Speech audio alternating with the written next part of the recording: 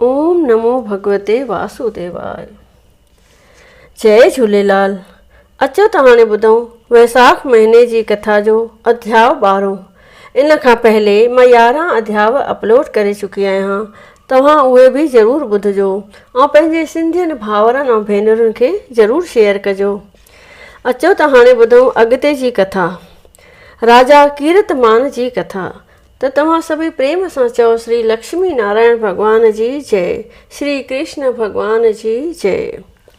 राजा सुरतदेव शर्मा खां पुछणु लॻो त हे स्वामी, वैसाख जे महापवित्र महीने में जल आदिक ख़सीस वस्तुनि जे दान करण करे जो एतिरो जल्दी फल मिले थो, सो हिन में प्रसिद्ध छो न थियो आहे। राजा जा इहे वचन ॿुधी सुरतदेव शर्मा चवणु लॻो त हे राजन, इन्हीअ जो कारण तूं कन लाइ ॿुध।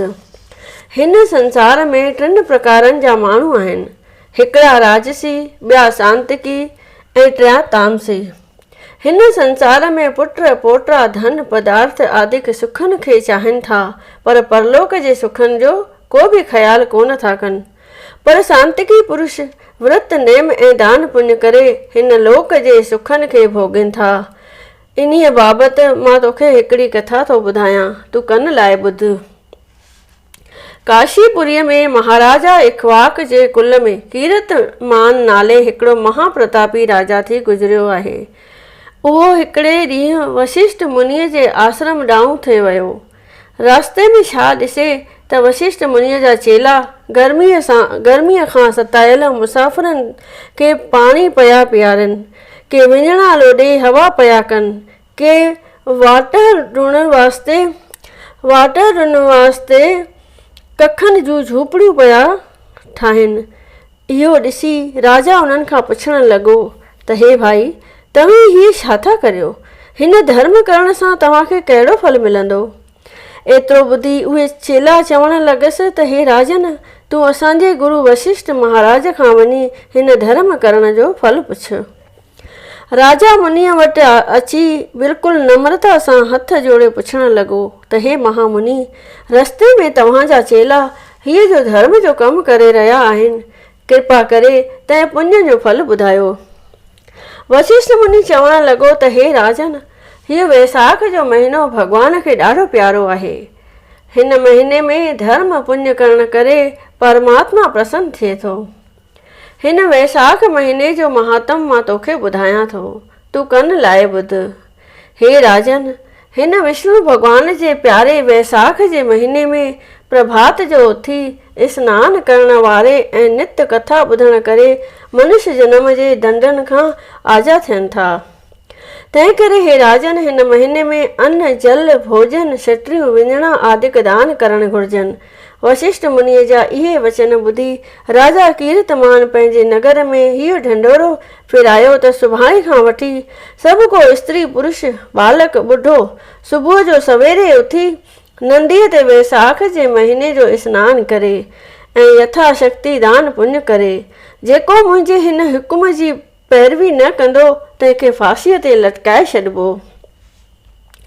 राजा जो हुकुम मञी सभु को ईअं करणु लॻो, जंहिं करे नर्क हिकदमि ख़ाली थी पियो। हिकिड़े ॾींहुं महर्षि नारद घुमंदो घुमंदो धर्म राजा वटि आयो। छा ॾिसे त नर्क सफ़ा ख़ाली पियो आहे ऐं यमराज चिंता में चिकनाचूर थियो वेठो आहे। नारद मुनि चवणु लॻुसि त हे धर्मराज, अॼु तूं कहिड़नि ख़्यालनि में वेठो आहीं ऐं नर्क ख़ाली छो थी वियो आहे? मुनीअ जा इहे वचन ॿुधी यमराज चवणु लॻो त हे नारद, इक्ष्वाक कुल में कीर्तमान नाले हिकिड़ो महाप्रतापी थियो आहे। तंहिं वशिष्ठ मुनीअ जे चए लॻी पंहिंजे शहर में हीअ ढंढोरो घुमायो आहे त जेको बि वैसाख वारे महीने में दान स्नान न कंदो तंहिंखे फांसीअ ते लटकाइबो। तंहिं करे सारी प्रजा वैसाख महीने जो सवलो विर्त रखी पंहिंजनि पितरनि खे वैकुंठ वठी वञनि था, जंहिं करे नर्क सफ़ा ख़ाली थी पियो आहे। हाणे मां हुन सां जंग जोड़ींदुसि। एतिरो चई यमराज पंहिंजो लश्कर वठी राजा कीर्तमान सां युद्ध करण वास्ते रवानो थियो। उहो लश्कर कहिड़ो आहे?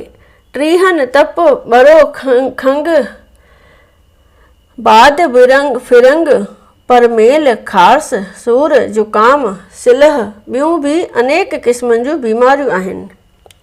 शंख मृदंग बाजा बजाईंदो युद्ध जे मैदान में आयो ऐं अची जंग जोटियईं। राजा कीरतमान बि पंहिंजो लश्कर वठी उन जे साम्हूं थियो। धर्मराज पंहिंजा तिखा तिखा बाण हलाया, जिन खे कीरतमान पंहिंजनि बाणनि सां विच में ई कपे छॾियो। पंहिंजी हार ॾिसी धर्मराजा जोश में भरिजी ब्रह्मा अस्त्र बाण राजा ते छोड़ियो। पंहिंजे भॻत ते आफ़त आयल ॾिसी भॻवान हुन जे रक्षा लाइ सुदर्शन चक्र खे मोकिलियो, जंहिं अची ब्रह्म अस्त्र बाण खे भञी टुकड़ा टुकड़ा करे छॾियो ऐं यमराज खे मारण लॻो। तॾहिं राजा कीरतमान चक्र जी स्तुति कई ऐं यमराज खे जीअं दान ॾिनो। तंहिंखां पोइ चक्र मोटी वरी भॻवान वटि आयो। होॾां यमराज पिशेमान थी ब्रह्मा वटि वञी दुखी थी किरी पियो। तॾहिं देवताऊं पुछण लॻसि त हे यमराज, तुंहिंजो अहिड़ो हाल कंहिं कयो आहे ऐं हीअ तुंहिंजो ॾंडो कीअं भॼी पियो आहे? तूं असांखे सारो हाल ॿुधाए त दिलि खे धीरज अचे। श्री वैसाख महीने जो महात्म महर्षि नारद ऐं अंबरीक संवाद नाले 12हों अध्याय संपूर्ण थियो। सभई प्रेम सां चओ श्री लक्ष्मी नारायण भगवान जी जय। श्री कृष्ण भगवान जी जय। जय जगदीश हरे स्वामी, जय जगदीश हरे। भक्त जनों के संकट, दास जनों के संकट क्षण में दूर करे। ओम जय जगदीश हरे। जो ध्यावे फल पावे, दुख बिन से मन का स्वामी, दुख बिन से मन का। सुख संपत्ति घर आवे, सुख संपत्ति घर आवे, कष्ट मिटे तन का। ओम जय जगदीश हरे। माता पिता तुम मेरे, शरण गऊँ मैं किसकी स्वामी, शरण गऊँ मैं किसकी। तुम बिन और न दूजा प्रभु, बिन और न दूजा, आस करूँ मैं जिसकी। ओम जय जगदीश हरे। तुम पूरन परमात्मा, तुम अंतर्यामी स्वामी, तुम अंतर्यामी। पार ब्रह्म परमेश्वर, पार ब्रह्म परमेश्वर, तुम सबके स्वामी। ओम जय जगदीश हरे। तुम करुणा के सागर, तुम पालन करता स्वामी, तुम पालन करता। मैं मूर्ख कल कामी, मैं सेवक तुम स्वामी, कृपा करो भरता। ओम जय जगदीश हरे। तुम हो एक अगोचर, सबके प्राणपति स्वामी, सबके प्राणपति। किस विध मिलूं दया में, किस विध मिलूं दया में, तुमको मैं कुमति। ओम जय जगदीश हरे। दीन बंधु दुख हरता, तुम ठाकुर मेरे स्वामी, तुम रक्षक मेरे। अपने हाथ उठाओ, अपने शरण बिठाओ, द्वार पड़ा तेरे। ओम जय जगदीश हरे। विषय विकार मिटाओ, पाप हरो देवा स्वामी, पाप हरो देवा। श्रद्धा भक्ति बढ़ाओ, प्रेमा भक्ति बढ़ाओ, संतन की सेवा। ओम जय जगदीश हरे। तन मन धन और संपत्ति सब कुछ है तेरा स्वामी, सब कुछ है तेरा। तेरा तुझको अर्पण क्या लागे मेरा। ओम जय जगदीश हरे। जगदीश जी की आरती जो कोई नर गावे स्वामी, आरती जो गावे।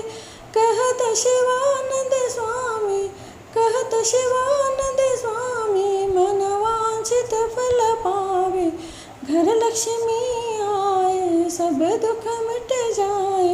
ओम जय जगदीश हरे। ओम जय जगदीश हरे स्वामी, जय जगदीश हरे।